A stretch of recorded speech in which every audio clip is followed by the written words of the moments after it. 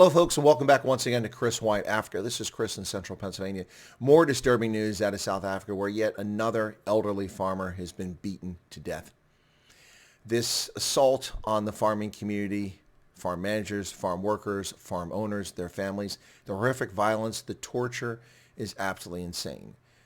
Amnesty International, Human Rights Watch, United Nations Human Rights Council, where are you? Are you complicit because of your silence? One begins to wonder. The government of South Africa, we know, of course, is complicit in its failures. And interestingly enough, today, there's been actually a development from the Inkatha Freedom Party, which lays the blame squarely, in part, at the feet of the ruling African National Congress. The Inkatha Freedom Party says the government is partly to blame for farm attacks. A farmer 70 years old was beaten and stabbed to death on Monday, and the IFP says the government is not doing enough to stop the spate of farm attacks in KwaZulu-Natal. Now, I was curious about whether this is a real news story. It's reported by the South African, which does a very credible job reporting things, but I just wanted to find a follow-up on it, and in fact, I did. An elderly KwaZulu-Natal farmer, Hedley Brown, was killed on his farm near Howick this week. In the wake of the attack, the Inkatha Freedom Party said the government was partly to blame for the spate of farm murders in the province. According to Times Live, the 70-year-old farmer was found dead by an employee on Monday morning, the 24th. He was beaten and stabbed to death. Police said 3 firearms and a laptop were stolen from the farm, and Brown was stabbed twice in his back.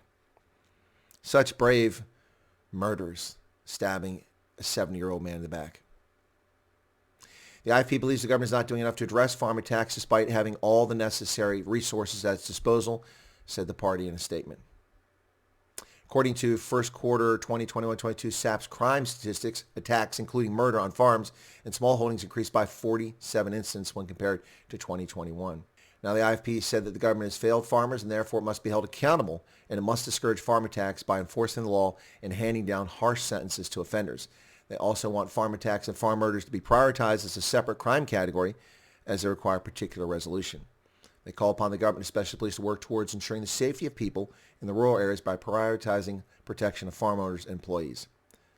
The government must also, and the police, use all means at their disposal to prevent the situation from escalating. Now, this is something I've long called for, and that is for the SAPs and for the government to be more involved in this and simply not dismiss it. Of course, the Minister of Police, Beketsile, doesn't care about farm murders because it achieves his political goals. Not something he spent any time addressing, does not consider it a priority crime.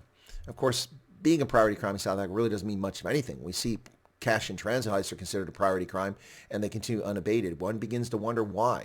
Lots of supposition, lots of conspiracy theories as to why the ruling African National Congress is unable, unwilling, or incapable of putting a halt to cash and transit heist.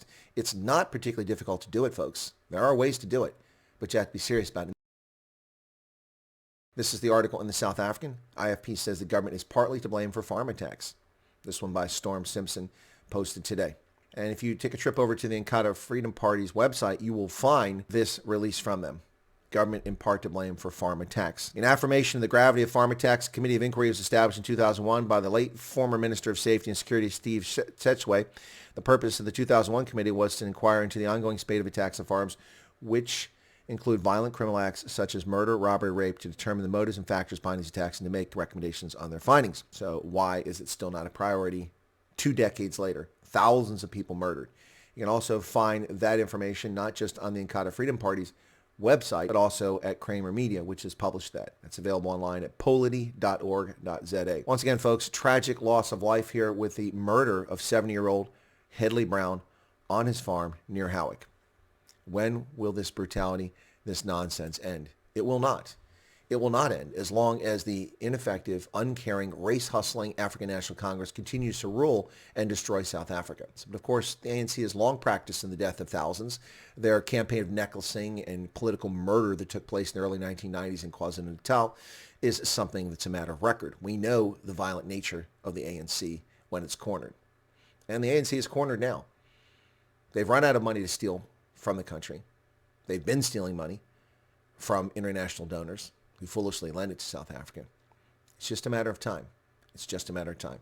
Once again, folks, the tragic news that Hedley Brown, a 70-year-old farmer, murdered, stabbed in the back twice by cowards on his farm near Howick in KwaZulu-Natal. The Inkatha Freedom Party steps forward to do the right thing, to call the government to account. Amnesty International, Human Rights Watch, The United Nations Human Rights Council silent on this issue. And of course, the South African government is silent.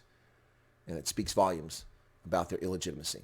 If you're not a subscriber, folks, please become a subscriber to Chris Wyatt Africa and help us spread the word about what's happening in South Africa in particular, but in Africa across the continent. A continent that seems to be having more military dictatorships by the day, most recently Burkina Faso, where a military overthrew its government. Thanks, folks. We'll catch you next time. Cheers.